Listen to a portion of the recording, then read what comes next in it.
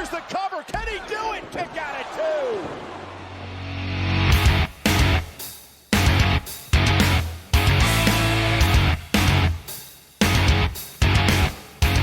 2. We are wrestling fans, and we are the degenerates that like to talk about it. This is Kicking Out at 2. I am Michael. With me, as always, is Tori. Hey, Tori. Hello. We are sitting here on a Wednesday, and you know what that means. We're going to talk about AEW Dynamite, live from Laredo, Texas this week. Because of that, we have a Texas Tornado tag match with the Blackpool Combat Club. John Moxley and Claudio Castagnoli versus Rush and Preston Rush, not Rush. And Preston Vance, because of what happened last week. Putting the beat down on our wonderful Bryan Danielson. We have a Ring of Honor Tag Team Champion Mark Briscoe facing Josh Woods. Jungle Boy Jack Perry facing Brian Cage. We have Orange Cassidy, Max Caster, and Anthony Bowens with Daddy Ass. And they'll face Jeff Jarrett, Jay Lethal, Satnam Singh, and Sanjay Dutt in an 8-man tag. Hangman Page will be in singles match facing Kip Sabian. Dr. Britt Baker, DMD, faces Tony Storm and Ruby Soho in a triple threat match for our main event. And we're going to hear from MJF, who is contractually obligated to be here, in case you were not aware of that, because they tell us that every week. So there was a little memoriam graphic for Jerry Jarrett. He unfortunately passed away this week. Not one of the ones that hits me very hard, just because it wasn't my time period. Yeah. I do feel bad for Jeff, obviously. It sucks. It does. We both have lost a father, and father sucks. Not a fun club to be a part of. We start off tonight with the All-Atlantic champion Orange Cassidy with Danhausen, the Acclaimed, and Daddy Ass, going against Jeff Jarrett, Jay Lethal, Satnam Singh, and Sanjay Dutt. At some point, it started the show. It started with the Texas Tornado match.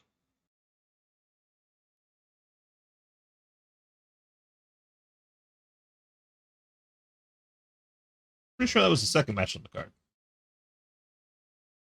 I am 99% sure it's not. Okay, well, because I'm pretty sure that Moxley and Claudio were coming through the crowd, and Rush and Vance jumped him. I thought that was the first match. Am I just losing it? I don't know. I'm looking at the live results from Wrestling Observer himself. We've known him to be wrong on many occasions, so it's a very possibility he could be wrong. Let's go through them as written. A little bit of hubbub of which one's the first match, but the first one we're going to talk about is this 8-man tag match, which was a match that happened. So Caster's pre-match rap. So pointless and stupid. It was so pointless and stupid. It was. The whole point of this, in my opinion, was just so we could have the ass boys be able to stare them down without actually being in a match with them. Caster's pre-match rap did give a little bit of props to Jerry Jarrett. Speaking of which, though, however, it still slammed Jeff Jarrett for being a Nepo baby in TNA Lockdown. Which is great. So just kind of skip to the end of this. Well, actually, before I even get to the end of this, so Singh finally did some in-ring stuff. I haven't really seen him be in-ring. I haven't either. Not bad for a big dude. No. Didn't do anything too much. Didn't do anything too little. He did exactly what he needed to do. Just be a big guy and toss people around. End up in a situation, though, where everybody's down, and our wonderful stenographer, the man with the pencil himself, Dutt, goes to tag himself in. And then all of a sudden... I will say Satnam took that famouser really well. He did. He took that really well. Yep. So we end up in a situation where Dutt's trying to tag himself in. He ends up tagging himself in at the wrong time, though, because, Daddy Ass ends up hitting a wonderful famouser onto Singh. Takes him out of the situation for a moment. Dutt ends up being held in the Scissor Me Timbers position for a long time as they tease everybody doing it. First Bowens gets up there, he gets pushed off. Then Daddy Ass gets up there like he's going to go on it. That man's never came off the top rope. He wasn't going off the top rope, but I was excited to see maybe it happen. Then we get Orange Cassidy, and he does the orange kicks to the thighs. And then biggest smile in the world because it looks like he's going to give Scissor Me Timbers. He gets pushed off as well. Bowens finally gets back up there and ends up hitting it. They end up getting the win. Post match, before scissoring and Daddy, there was a stare down with the Guns post match before scissoring with Daddy Ass and Cassidy. So nice and little you match. got to remember, everybody loves the Acclaimed. I do. I love the Acclaimed. As much as a pointless match, it was a lot of fun. It's literally just what it was for. It was for a way for them to get some heat back and forth without them being in them. And Sanjay being in it was nice because he said he's not going to go full matches anymore. So the little bit that he did, I was fine with, and it was fun. Well, and him being in the button-up shirt with the pencil and his tights, like, was nice visual. We get a wonderful video package of Bryan Danielson. Just great talk from him. Ending it up with saying that the Boogeyman is going to get MJF. I hope that means the actual Boogeyman. I hope he comes out there with the heart, chicken, and the stick, and feed him some worms. Either next or first, not sure which yet. ROH champion Claudio Castagnoli and Jon Moxley come out to Wild Thing. I'm getting a little tired of this song. They went up against Roosh and Preston Vance. Roosh and Preston Vance jumped them on the way to the ring before it started. That was about all they got. Because after that, there was a little bit, but it wasn't much. It was a little bit, but I mean, it was pretty much like they were going to get it. Also, if you had Jon Moxley is going to bleed on your Dynamite bingo card, you got bingo. Good job. Because it was a Dynamite, and why not? Isn't that just the free square in the middle at this point? Pretty much. I will say, with this being what it was and what they did, I was fine with the bleeding. It made sense for the match. It did. Because Preston got busted open too, and I kind of got the sense it was a little bigger than he thought because he kept kind of holding his head. Yeah. So I'm wondering if whatever it was a little more painful or bigger or something, because he kept doing this, and I'm like, "What are you just trying to hide it? We know that you're bleeding, bitch." Trying to cut it more. I don't. Keeper. That man's going to end up looking like Abdul the Butcher by the time his career's. So towards the end of the match, so Roosh and Castagnoli were having a face-off. Jose attacked Castagnoli with a chair. This led to Wheeler Yuta coming in and beating him up the ramp back. Roosh called for the bull's horn, but Castagnoli speared him in midair, which looked really nice. Yeah, it did. They spilled out to the outside as Vance tried to hang Moxley with the chain, but Moxley reversed it and choked out Vance with the chain to win. Hangman has showed that he was attacked by the Butcher, the Blade, and Kip Sabian backstage. Dark Order ran in to save their former running buddy. Jim Ross has a sit-down interview with Wardlow. I couldn't care less. Same. He talked about his father having stage 4 cancer. Son was able to see him wrestle. He was able to see his son wrestle at the first Independence show. Like, all that's sad. I don't know. I can't get behind Wardlow. I don't. You're not the only one. I get it, and I kind of like we've talked about. I feel like the whole MJF thing, when he beat MJF, all of that overshadowed it and just kind of killed all of his momentum. Yeah, his entire push to the top kind of made a screeching halt at that point. So we're gonna end up getting him and Samoa Joe one more time for the title. Assuming they're gonna get the TNT title off of Joe, because again, Joe having both those belts makes no sense. But whatever. ROH Tag Team Champion Mark Briscoe then is facing Josh Woods. This was a fun little match. We got to see some redneck kung fu. He Judy chopped poor old Josh, and then almost got Sterling too. Um, but him kind of doing that nonsense got Woods back in control because he got a little distracted by all that. What were you about to say? I wish he hadn't called for the J Driller and then not hit it. Yeah. It's his brother. He can do what he wants to. I just, personal opinion, either you're going to do it or you're not. But if you're not going to do it, don't announce it. Yep.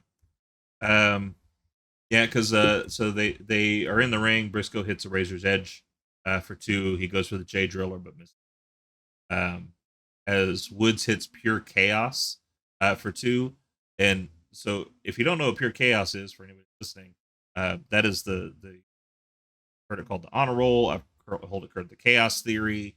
It's essentially just the rolling German suplex into a pan. which always pretty. Like I love that move. Wasn't it Dave Taylor that started that?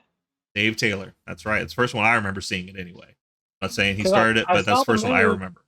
And they called it that, and I was like, that was Chaos Theory.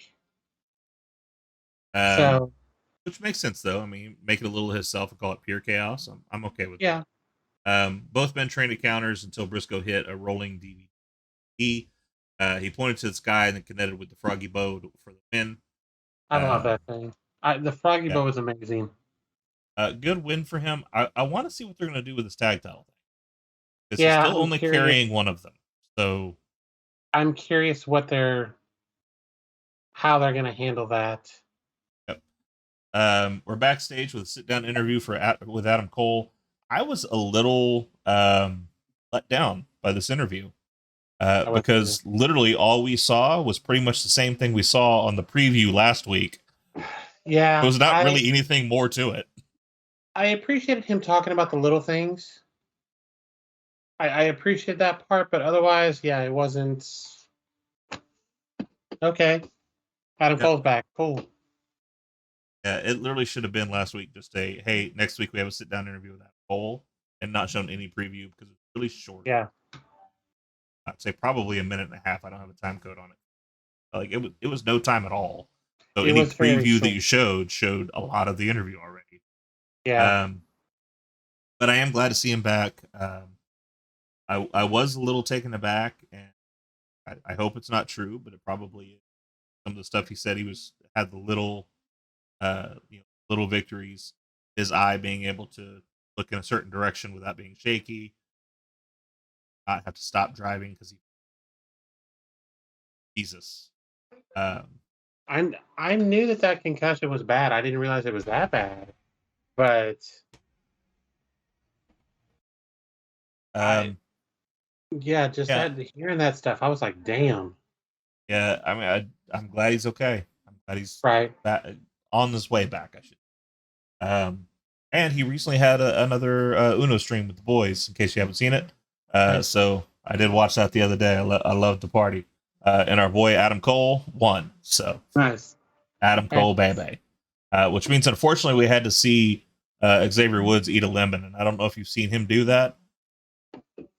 That is, everybody loses when he has to eat a lemon. Why? Because he is disgusting at doing it. First of all, he doesn't cut the lemon in half. He eats the lemon with the rind, and he like suckles it right next to the mic, and stuff will give you nightmares. MJF made his entrance prior to the commercial as he threw a fan's phone, tossed a drink in another fan's face, and then seemed to soak in all the booze.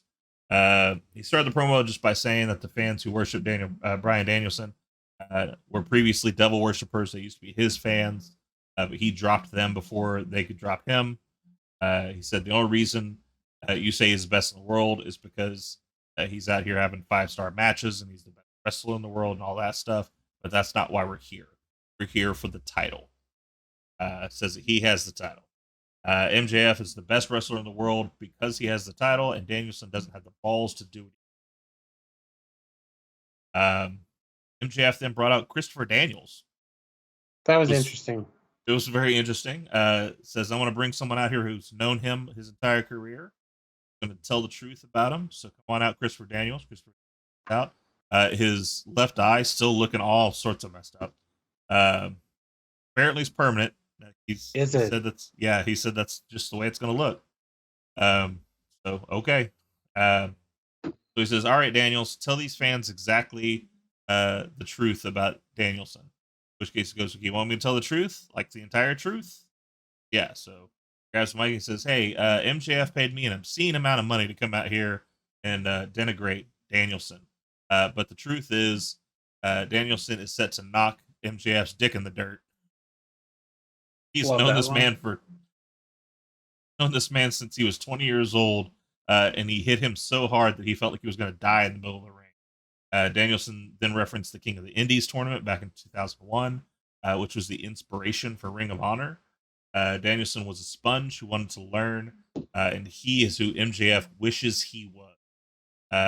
Daniels then called MJF a fraud. MJF smacked the microphone out of Danielson's hand. Danielson then slapped the shit out of MJF. And then there's a little back and forth there. Daniels looks at him and says, "Don't you ever?" In the moment he got ever out of there, he got kicked up the uprights. Low blow, and then assault to the earth until Bryan Danielson came to the ring, and MJF bailed. Nice little thing for just to see Daniels. I love Daniels. He was always one of my favorites back in the old TNA days. Yeah. And then still to this day wish that. Yeah, SCU was great. I still wish he would have been the higher power. Would have loved to have seen what he could have done with that. That would have been great. We had a quick video package of the Guns celebrating their tag team title victory last week. Colton said that they've had 10 televised matches and teaming for 1 year. Come to Revolution, excuse me. Welcome to the Gun Show. They've only had 10 matches? They've had 10 televised matches. They have only been teaming for 1 year. That's a crazy stat. Jungle Boy Jack Perry then fought Brian Cage in a match that I just did not care about. I didn't care about it either. Every time I see Cage, I look at him and go, that should be a wrestling promoter's wet dream. Yes, 100%. Big dude that can move like he does. But then he gets in the ring and I don't know. Charisma vacuum. Yes. What ended up happening, though, is we ended up in a situation where he got into a roll-up, and Jack Perry beat him with the roll-up.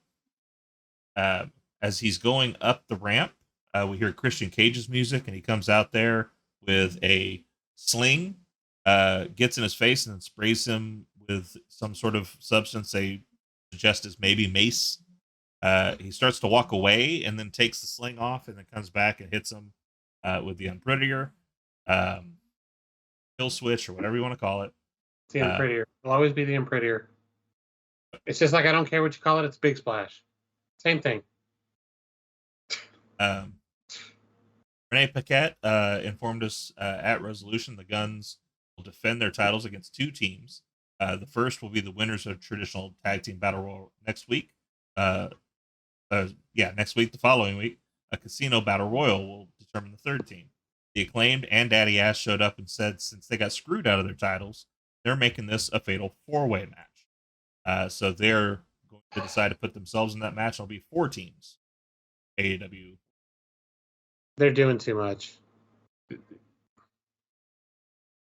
That should... Here's the problem. The only way this makes sense to me is if one of the other 2 teams are going to win it. But if you're going to keep one of these 2 teams having the titles, a lot. You don't need and I feel like it's going to be one of those that if they're going to keep the titles on the Guns, the Acclaimed are going to be the ones to do all the work, and they're going to come in, throw them out, and get the pinfall. If you're putting them back on the Acclaimed, I wouldn't have done it this way. I mean, obviously, we'll see where it ends up, but if it ends up with one of these 2 teams having it, to me, these two matches that we're having should end up with a singles match between the two. The winner of that gets the next title shot after the rematch. And then we close this chapter on the Guns and Acclaimed and move on to something else. We're backstage with Elite, Don Callis, and Michael Makazawa. They're backstage with basketballs, talking about the NBA All-Star Weekend. AR Fox and Top Flight show up holding basketballs as well.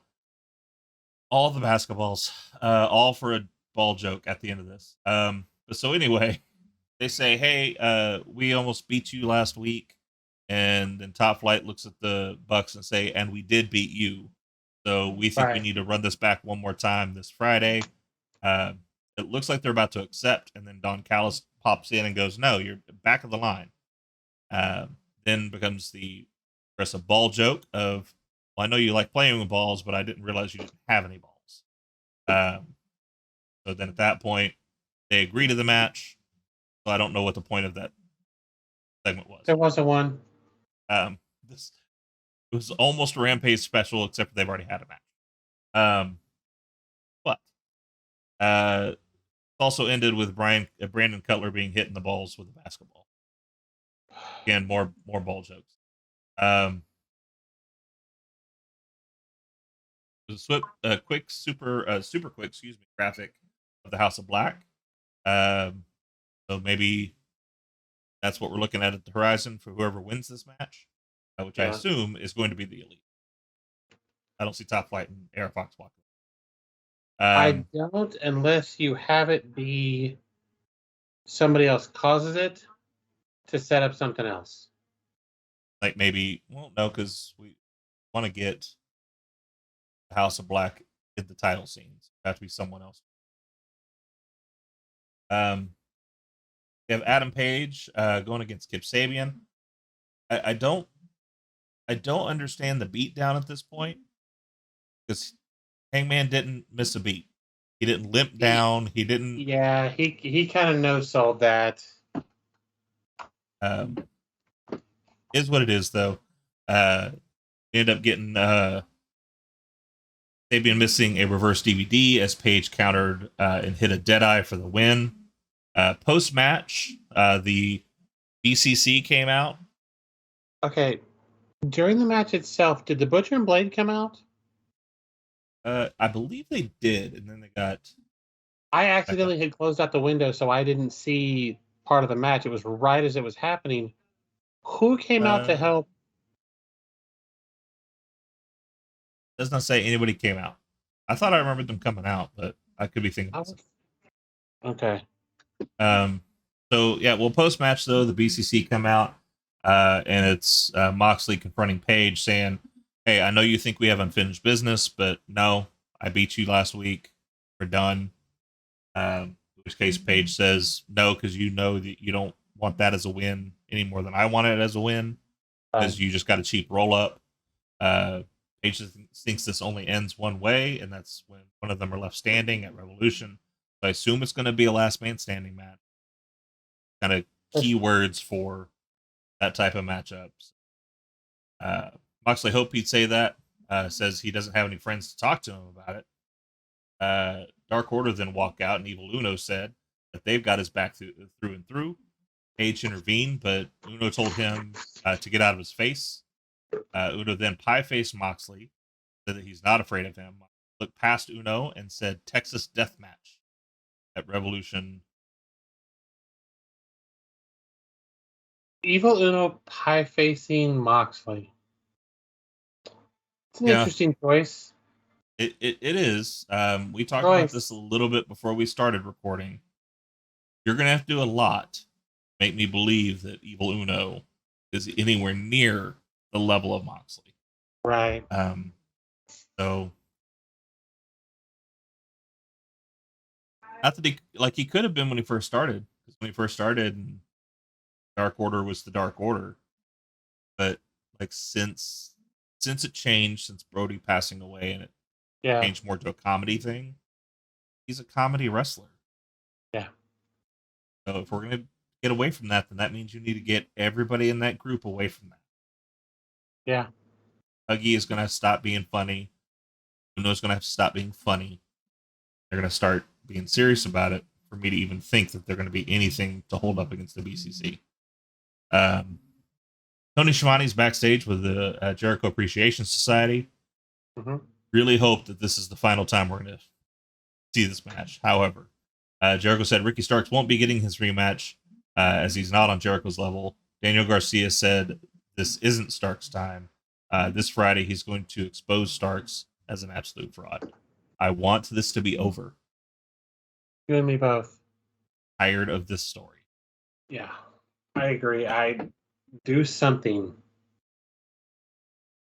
Tony Schiavone's backstage with Ethan Page, Matt Hardy, Isaiah Cassidy, and an injured Stokely Hathaway, who demands Hook be suspended for his actions last week. Schiavone said Hook has been suspended on investigation. Kaz is not too pleased with that at all. The thing that's kind of funny about this is so Ethan Page and Stokely start kind of celebrating the fact that Hook's been suspended. They do like the Viking Raiders style, like fist bump to each other. In which case, then Stokely remembers, oh yeah, that's supposed to be injured. Ow, ow, that hurt. Ow, ow.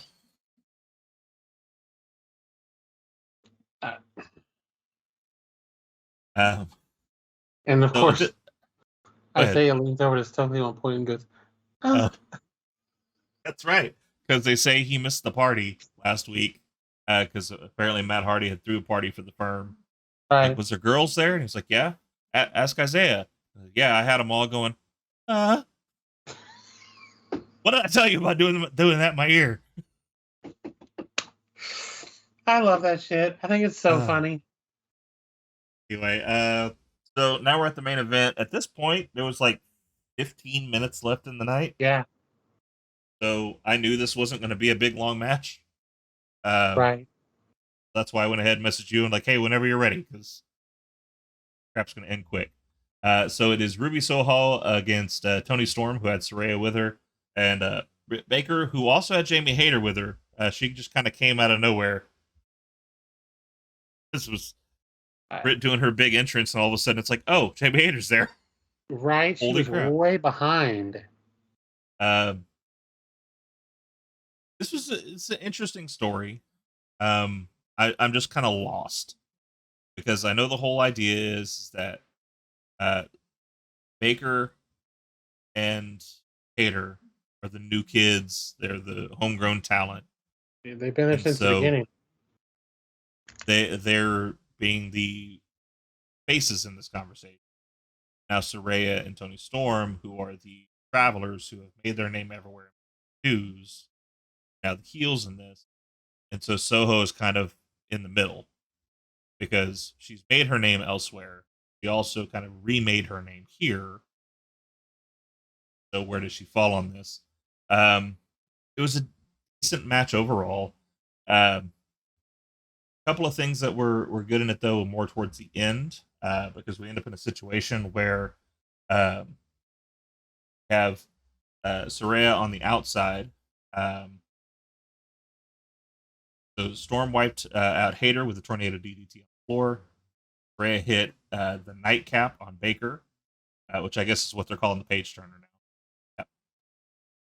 Yep. Saraya actually spray painted the butt of Storm, which I didn't understand this at all. So stupid. Yeah, I saw her hit the page turner. You just said that. I was like, the what? Yeah, apparently it's the nightcap, spelled Knig. Her last name being. So then after spray painting Storm's butt, Storm did what she's calling sweet cheek music onto Baker. Oh my god. Soho then though sent Saraya crashing into Storm on the floor and rolled up Baker for the win. The show ended with Soho in the middle of Saraya and Hayter going back and forth, basically telling her to say who she's going to align herself with. Soho just says, won't you please shut up? Finally made everybody leave the ring. She got to celebrate. She did sign that she is interested in the title. So this is another one of those where I'm tired of this story. Do something with it. Do something with it. Finish it. Yeah. A little preview for Rampage. We got the Elite facing AR Fox and Top Flight in a rematch for the Trios titles. We got taking on again. We got Jade Cargill defending her TBS title against Bert Vixen. So that is. She had a match with her. I think it was a tag match with her and somebody else against Jade and Layla on Dark or something. I'm not sure how she's justified a TBS title match, but okay. Yep. Dustin Rhodes then also battles Swerve Strickland. That'll probably be our main event because what's been building up with that. And then a little preview for AEW Dynamite as well. That came out of this is we found out Jon Moxley is going to be taking on Evil Uno Dynamite next week. And then we're going to have the tag team battle royal to see who advances to Revolution. For the tag titles, the teams shown were the Best Friends, Jeff Jarrett and Jay Lethal, Lucha Bros, Butcher and Blade, Tony Nese, and Ari Daivari, Alex Reynolds and John Silver, and Matt Menard and Angelo Parker. Is Ari Daivari now with like that group? What happened to the Trust Busters or whatever the fuck they were called? I thought Tony Nese is with them. Isn't it? Isn't that three? Ari Daivari, Tony Nese, and... It wasn't before. Was it?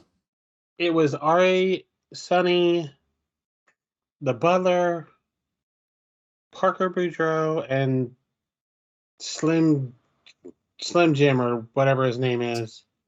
Slim Jim. Slim Shady. I don't know what his name is, but I don't know. It's like the group disappeared. I don't know. It's the Ziggler effect. All I know is that now we can slip into a slim wrestler. All right. Anyway, we're going to go ahead and wrap this one up. Thanks for spending your time with us. If you're enjoying this podcast, please support us, share, and hit us up on all the socials down below, including our TikTok. To catch us, all the latest from us, our entire back catalog right here. YouTube.com at Kicking Out of 2. Next time, I am Michael. Story. Catch you next one.